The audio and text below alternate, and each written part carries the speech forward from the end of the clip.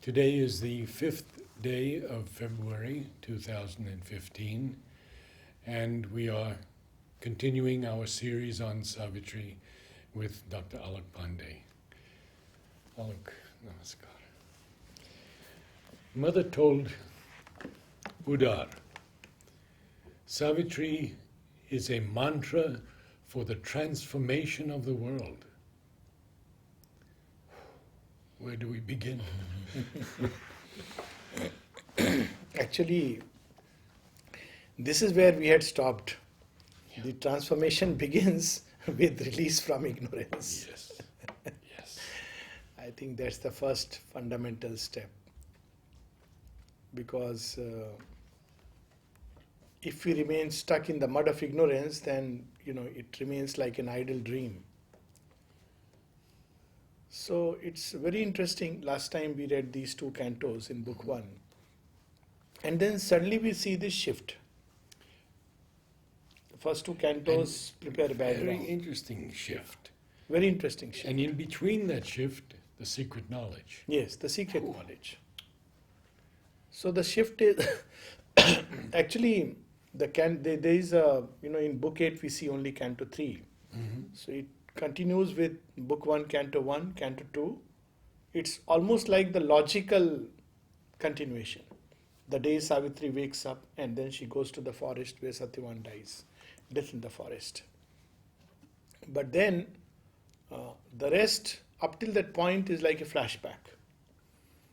So what led to Savitri's coming? 2-3 things which are very interesting, which I find. One, when we speak about avatars, the coming of the divine descents, almost invariably, at least in Indian tradition where avatars are so much talked about, we speak of avatars of Vishnu and they are primarily the masculine aspect of the divine. Yes. But there have been avatars which have represented the aspects of the Divine Mother. They are known. But for some reason they have been in the background. For instance, Draupadi. Draupadi is known to be an avatar of Kali, Helen of Troy. Aurobindo speaks of that. And when Helen suddenly says, it is good that the whole Troy is destroyed, it's very powerful, it's not a human speech at all. It's a speech of something divine. But they have never been made prominent. And for the first time we see Aurobindo bringing that to the forefront. And whenever the feminine avatars have come, they have brought very, very revolutionary changes. We know, many past lives of the mother. Yes. And it's a very healthy, welcome and a happy change that Aurobindo brings out the feminine aspect as the avatar. The second thing which is very interesting is that there is a foreground and a background to the avatars coming.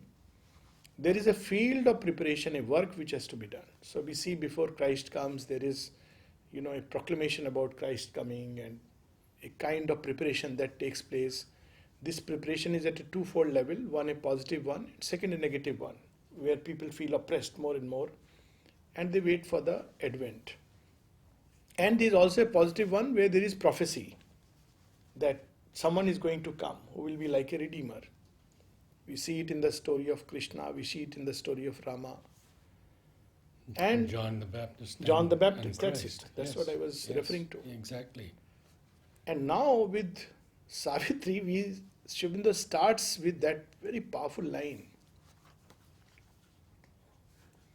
A world's desire compelled her mortal birth. So, it's a very powerful line.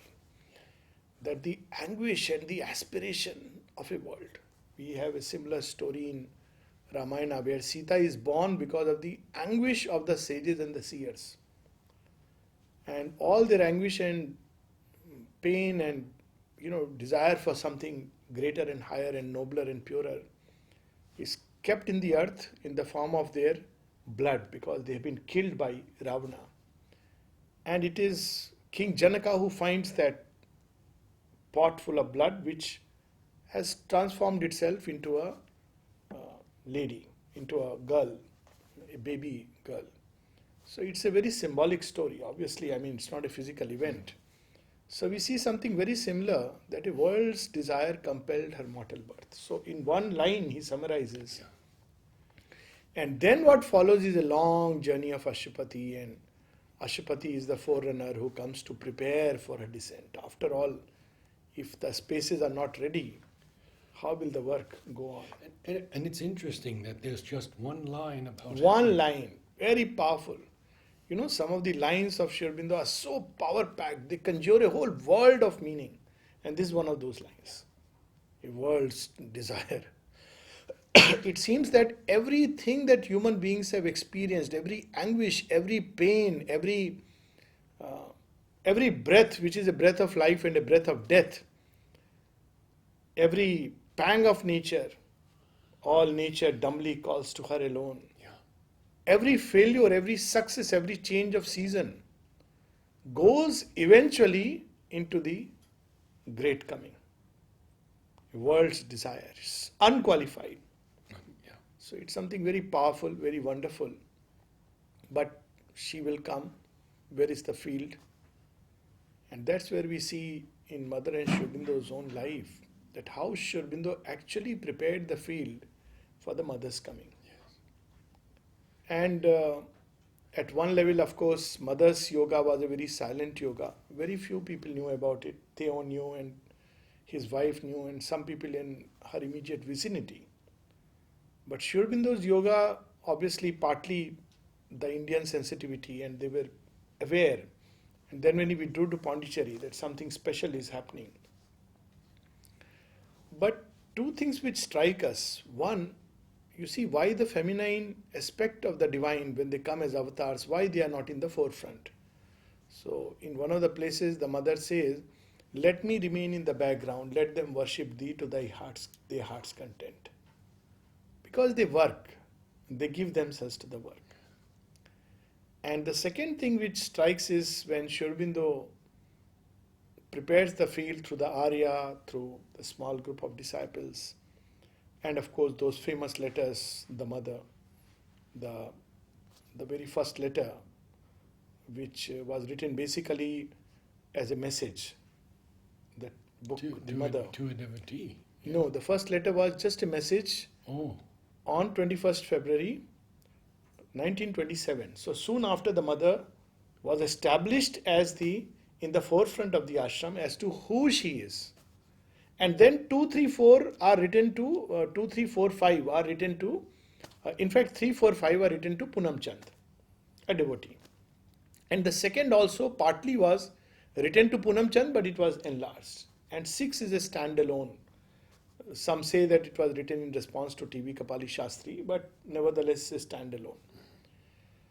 So if he wouldn't have established the mother in the forefront, things would have been perhaps different. But this is where we see the yoga of Ashupati, which very often we draw a parallel with Sri Aurobindo's yoga. That the yoga ends with the coming of the Divine Mother and accepting the burden. Yes. So, she enters into a mortal birth, takes that mortal atmosphere, the mortal breath, and then she begins to work in a field in which Sri Aurobindo and the mother are preparing. Sri Aurobindo primarily prepares the field and the mother comes to fulfill it. That's why we see that the whole descent and subsequent to the supramental descent, the whole journey. And Sri Aurobindo primarily, he had the same realization, but it was the mother who had to fulfill it. And that's why Sri Aurobindo says before leaving, you will have to fulfill Yes. our yoga of transformation. Yes. So she comes to fulfill. And that's what we see in Savitri, that the yoga of Ashupati is like a great preparation, a glimpse and a preparation of humanity, and an invocation for her coming. And the first step to this yoga is release from ignorance. I think it's the first fundamental step. And this second line, where Sri Aurobindo admits Yes. in his humility Yes. that he is in the front of the immemorial quest. So he has to represent within himself the ascending and the descending truths. Yes. and they have toiled for ages for this day. So ignorance, this word is a very interesting word, and this Canto yoga of the soul's release, the yoga of the king, very often, at least people have a tendency to interpret it as Raj yoga because of the word king, but it's not that at all. It's a yoga which goes beyond all limits of all the yogas when we read through it. And the interesting part is that ignorance, again, very often we use this word very casually and loosely, meaning by ignorance, illiteracy or lack of education, lack of degrees. And there's a very interesting story. The word is used in a very specific way in Indian thought, and Aurobindo draws from that.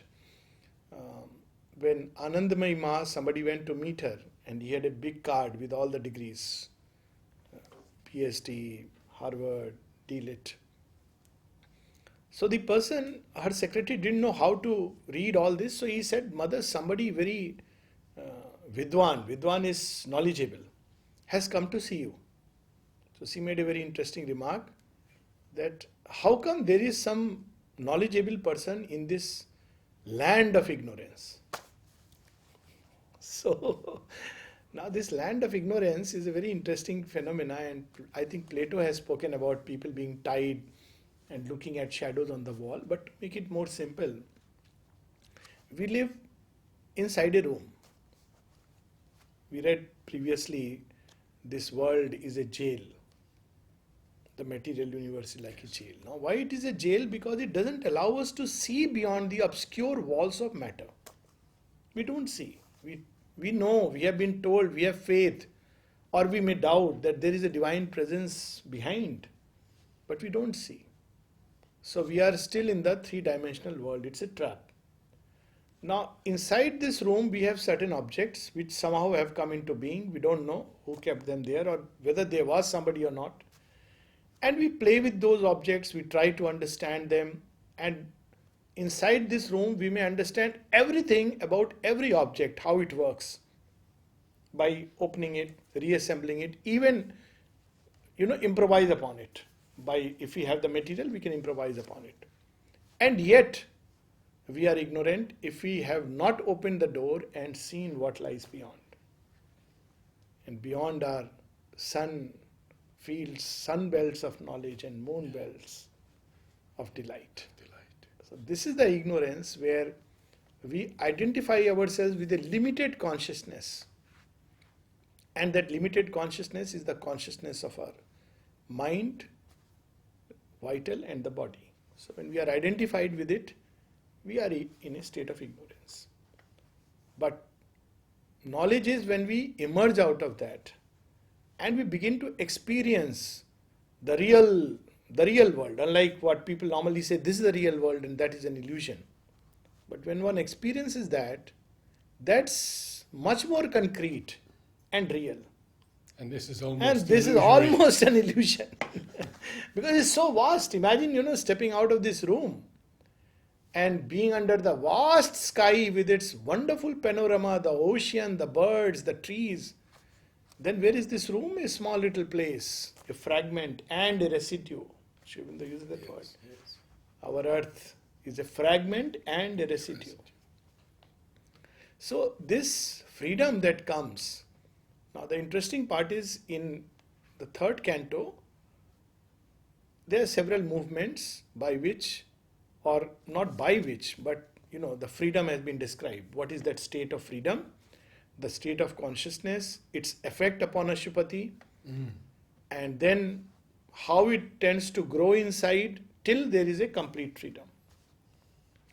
Then in Canto 5, what is the next step? That's where Ashupati's yoga, or we may say Aurobindo's yoga, begins to depart from traditional yoga. Yes.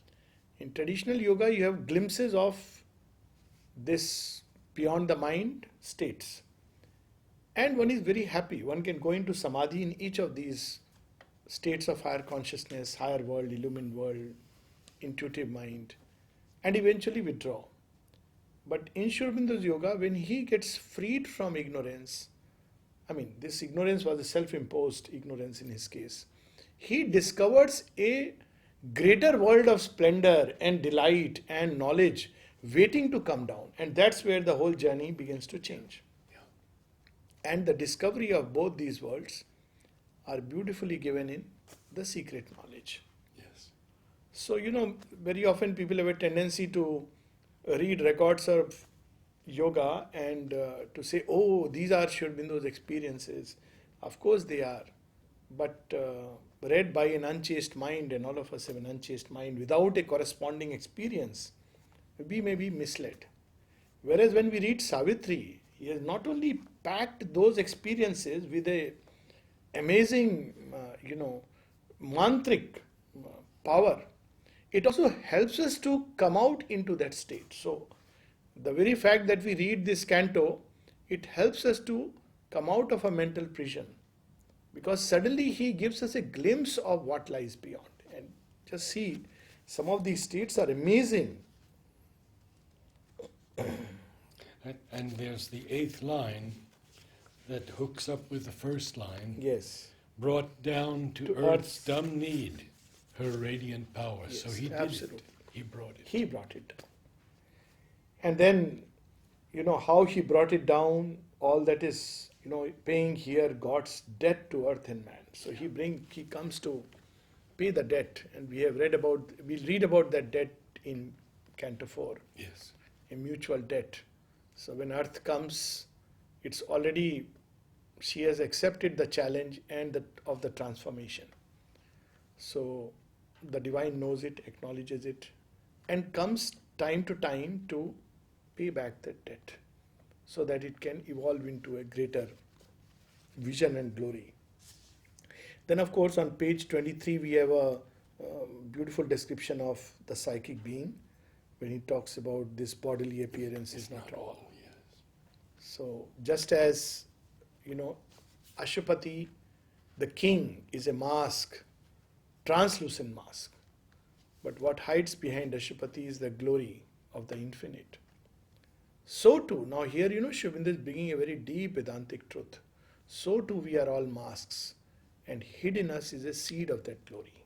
And that seed is the psychic being. When Mother was asked, Mother, are you God? She gave a lovely reply. She said that question could be asked of any of us. And the answer would be, potentially yes. And it is our work to make this true in our life. And our birthright. It's our birthright. So we see this line describing the psychic being. The form deceives, the person is a mask. Hid deep in man, celestial powers can dwell. Now these powers will be described later on. His fragile ship conveys through the sea of years an incognito of the imperishable. The one who is a true identity we don't know. So it's incognito. It is there. It is indestructible. It doesn't die. It doesn't perish with the form. We don't know it. It has no name. His fragile ship, the human form, the human body. Form, the body. And then these lines, a spirit that is a flame of God abides, a fiery portion of the wonderful, artist of his own beauty and delight, immortal in our mortal poverty. So all that we believe is, the true richness is the richness of the soul. And all the qualities that emerge from it, compassion, fidelity, true love, faith, all these are powers of the soul. That makes a man's life rich. Otherwise, a mortal poverty. We may have everything and yet. Yes. So here he gives a hint that how this seed grows and grows till a time comes, and it goes through many, many layers and levels. The other day we were talking about the evolutionary story, even the evolution of the form, which is there in Indian thought, especially the Tantra. We see here in the mute strength of the occult idea. Already within us there is a blueprint of what we are going to be. Occult idea. Mute strength. We do not speak about it, we do not know it, do not recognize it. Determining predestined shape and act. Passenger from life to life, from scale to scale, changing his imaged self from form to form. He regards the icon growing by his gaze, and in the warm foresees the coming God. What more hope there can be? If there is the Godhead hidden in the warm, which manifests over. Here is the proof, the evidence that man will go further. We don't need anything else. So Aurobindo says the supramental is inevitable in the very logic of things. We don't have to even take any word for granted. It's inevitable. The whole process of evolution, if it has to have a sense and a purpose, is itself a document of God. And he calls it a thing decreed. A thing decreed. And you see how beautifully he reconciles creationism and evolutionary thought, which are unfortunately, are seen as antagonists to each other.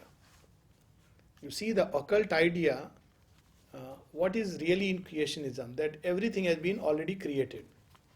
The truth is, on a subtle level it has been created. It's like the occult idea. And it manifests. So manifests through evolution. That's why when we dream, we go into certain worlds and see creatures. And there are many such forms which are yet to come.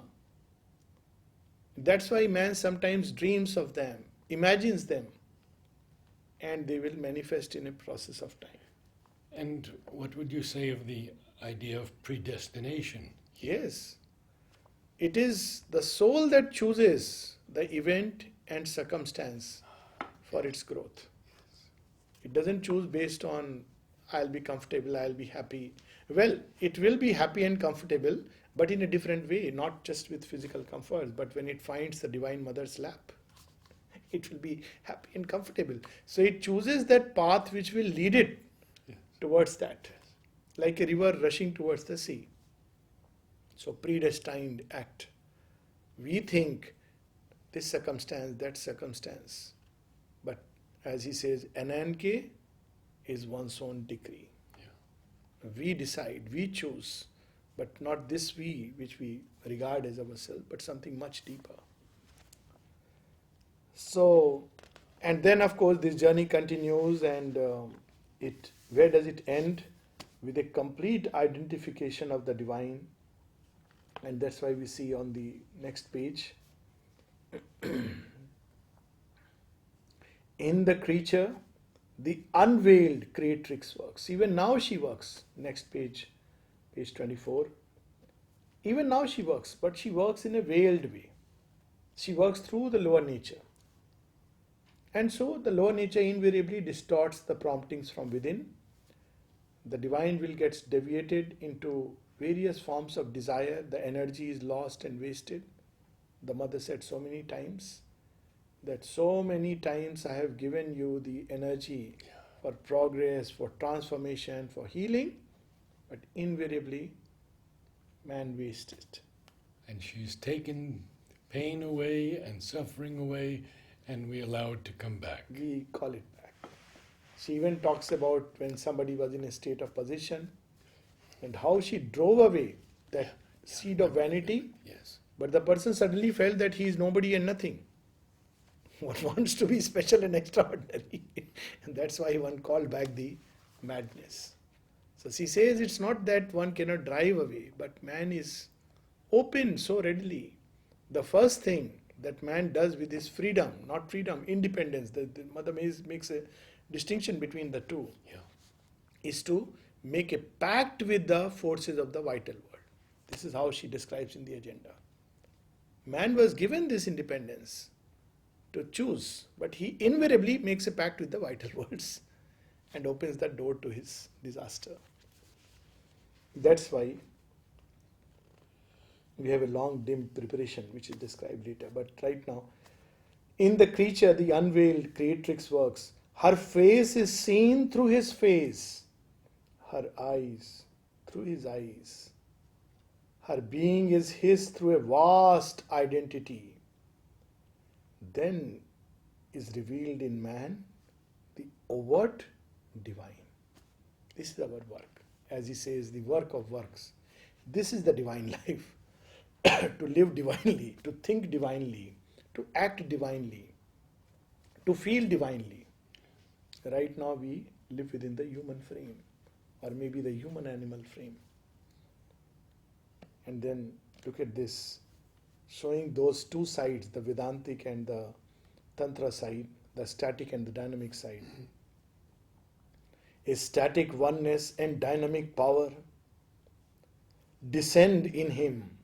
The integral Godheads seals his soul and body take that splendid stamp.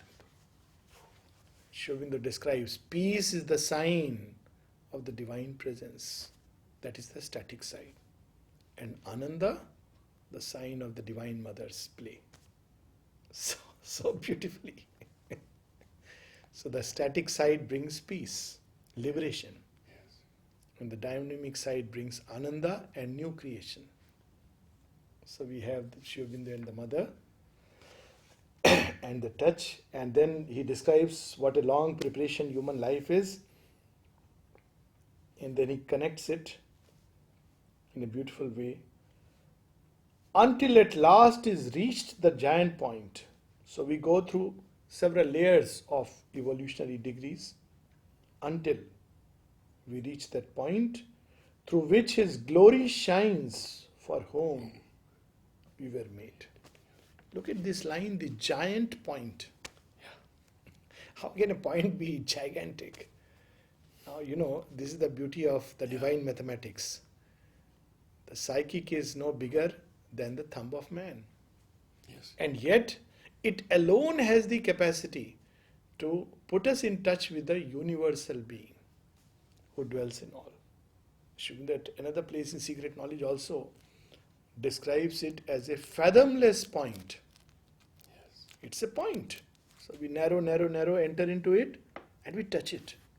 But when we touch it, amazingly we become aware of the same point in this whole creation. And on one of Champaklal's birthdays, Yes. he sent him this message, which is so beautiful. A veil behind the heart, a lid over the mind. Keep us from the divine. Love and devotion rend the veil, and in the quietude of the mind, the lid thins and vanishes. That's it. That's what is being described. And we break into the infinity of God. So this is freedom from ignorance. Yes. Limitation is ignorance. Even a limited idea of the divine, conception of the divine, ideals, various walls and fragments through which we cut off the utter unity of that is ignorance. We may reach a very high state, but as long as there are divisions, we are still in ignorance. It's a different thing that whether we are in a smaller room or a bigger room, but say ignorance all the same. So, across our nature's borderline we escape into supernature's arc of living light. Look at this line, living light. It's a splendid line. This now was witnessed in that sun of force. So here we see, and of course the meaning of the word Ashapati comes prominently now. Ashapati is the lord of tapasya, and Ashwa literally is force. He is a tapasvi. So tapasvis, they use a tremendous will, and by that will they ascend to greater and greater degrees of consciousness.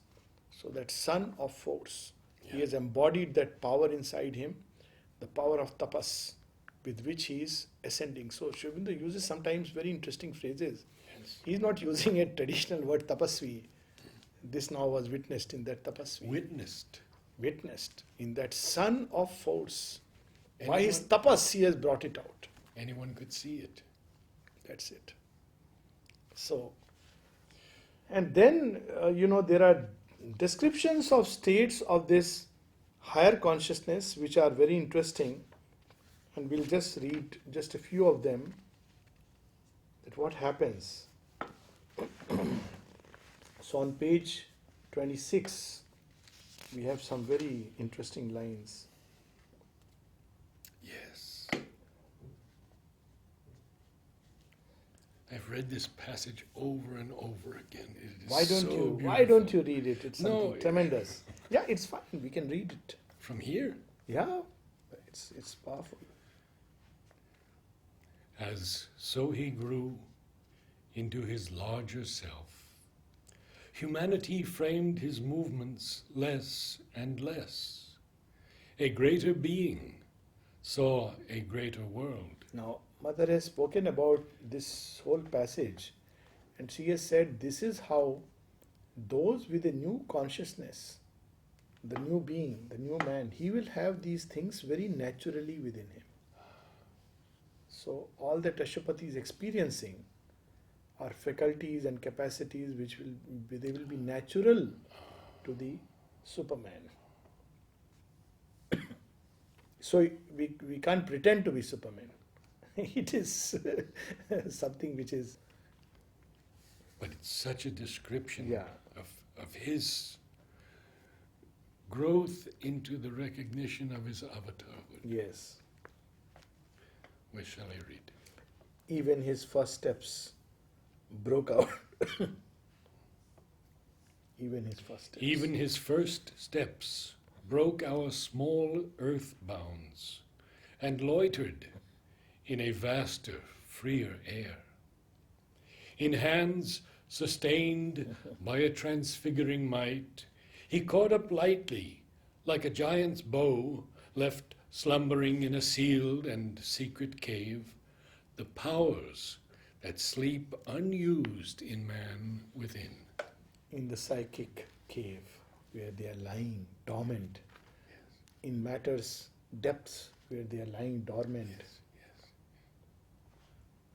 He made of miracle a normal act, and turned to a common part of divine works, magnificently natural at this height, efforts that would shatter the strength of mortal hearts, pursued in a royalty of mighty ease, aims too sublime for nature's daily will.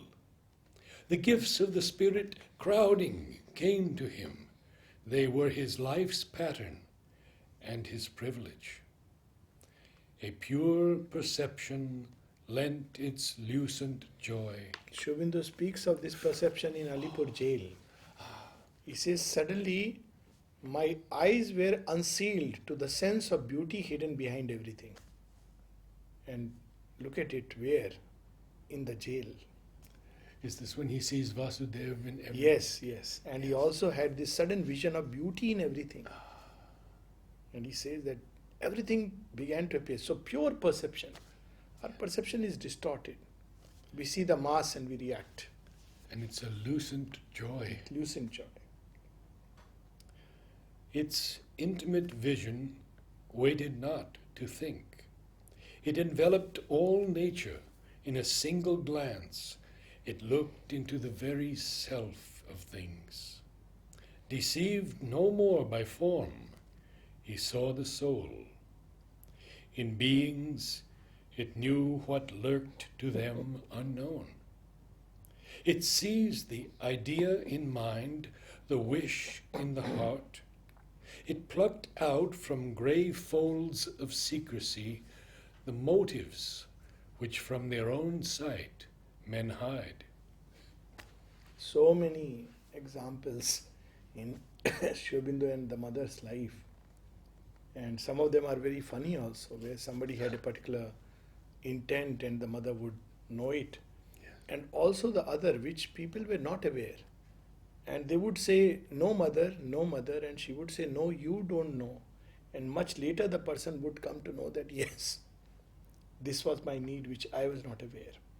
So this degree of going into the very depths. When you mention that, I have a personal story. Right. It was a time in Aurobindo in those earliest days when everyone wanted to do things organically. And we had problems with insects and disease, fungus. I wrote a 2-page, single-space typewritten letter to Mother about organic gardening. And Shamsundar read the first line and Mother said, "Stop, I know everything he's going to say. Tell him he may use chemicals on the flowers." What a shock to Aurobindo. And she completely changed my understanding of this life, that one does what is needed to do for the health of the earth, as you might have to take certain medicines and drugs Absolutely. to keep the body going. And she knew everything I was going to say. The yes, whole and 2 also pages. at a point of time what is needed. Yes. And this itself changes as we grow, as things grow. Yes. Chamanlalji also told me a very interesting story, because I used to have this dilemma for a long time. Should I talk or should I not speak? So many people would call, and I had many indications that this is one of the work. But you know, the ego can deceive us in so many ways, especially when there were calls for going abroad. So Chamanlalji, very interestingly, without knowing this, he told me a story. Now look at it, how Mother works. So he said, you know, when I had to go abroad once, I asked the Mother, what shall I do? Should I go or not? It's something to this effect, but this is it. The essence is the same, is true. So the Mother said, do you want to go? So he said, no, Mother. I will go if you want me to go. So the Mother wrote back, are you sure? Now, you know, then he says, I looked very carefully inside me and I said, Mother, with whatever consciousness I can see inside myself, I don't see that I have an ambition to go. I mean, I cannot see, but you know best. Then, of course, he sanctioned. He said, yes, you go, you should go. It's a work to be done. But look how she could see deep inside, even things which are lurking somewhere like traces, and finish them off and then give the work. So, human nature is like that. Yes. Ignorance is like that. But this beautiful section, Yes. he felt the beating life in other men invade him with their happiness and their grief, their love, their anger, their unspoken hopes entered in currents or in pouring waves into the immobile ocean of his calm. From far he could sense so many things. And the stories of Sri Aurobindo's interventions, Yes. much far away. Yes. Some stories which are amazing. Even a servant boy who suddenly sees Sri Aurobindo come to him because the owners who were devotees had gone away, and they were a bit worried, you know, in our absence, if everything will be safe. And the servant, suddenly, you see, sometimes we have a very strange way of judging people. But look, his opening, he says, why are you worried? You have Babaji here, so you should not be worried. So, he will take care of the house. Only I think people who have not gone through this mental education are psychically open. And that is the real value. So he goes, and when he comes back, when they come back, they asked, everything is okay? He said, yes, and Babaji came and he asked me if everything is fine. He even sat on the bed and inquired and then went away. So you see how the divine takes care and can far and near loses its meaning when we enter into that fourth dimension altogether. Time and space collapse and change there. And Mother speaks of her body Yes. feeling Yes. the pain here in New York City. Yes. The hemorrhage, Yes. people doing something, so many things Yes. in it. Life is a very different life altogether. We are closed in a thick box and we feel ourselves free. That's the irony. I want to ask you after about these two lines. Yes. He heard the inspired sound of his own thoughts re-echoed in the vault of other minds. Is there a place where he speaks of Churchill? Not only that, Aurobindo used to, as we know now, would listen to the speech and he would say that, look, here he received the inspirations very well. That's what I thought. So it is he who was actually sending all the messages and what he should speak, and he was just an instrument. And there are so many other stories when people said, what am I going to say? You don't have to say anything. Uda recounts such a story. Yes. You don't say anything. You just be open to me. I will speak through you. So, of course, Churchill's story is a very famous one. He himself felt a hand of God, Yes. not knowing from where and why. And the other part of that story is that the divine does not pick up instruments based on moral judgment of things, but on receptivity, on the substance, on something else which is not connected to our surface natures. I mean, Churchill was far from being a moralist, Yes. and yet he was a chosen instrument. Aurobindo Basu once showed me a letter from Mother. He had written to Mother and he said, Mother, it seems that more and more Sri Aurobindo is speaking through me, and they are his words. And Mother wrote back, the more you unite with him, Yes. the more he will speak through you. Yes, that's it. And the best way to unite is through love. She says, who can understand Sri Aurobindo? Yes. So I think we'll stop with 3-4 lines which finish this movement. His inner self grew near to others' selves. You see, this brings true compassion. At one point, somebody who was very keen to take up Sri Aurobindo's yoga, and Sri Aurobindo kept refusing. So the disciple asked, I forget whether it was Champaklalji or someone else, asked Sri Aurobindo, why are you refusing him? It's in evening talks. He is so keen. He wants. So Sri Aurobindo says, it is out of compassion that I am refusing it. He will break down if he takes up this yoga. So you see, even Chittaranjan Das, he said no, who had fought for him. He wanted the yoga. He said, no, this yoga is not for you. But wherever you are, you can call me and I'll help you. But and he asked why. He said, you will break down. Your body will not be able to take it. So, what is that divine vision which is able to understand the entire history, geography and chemistry and physics of this earth from a spiritual and occult perspective, and bore a kinship's weight, a common tie, yet stood untouched, king of itself alone. So I think we'll just take a little break here.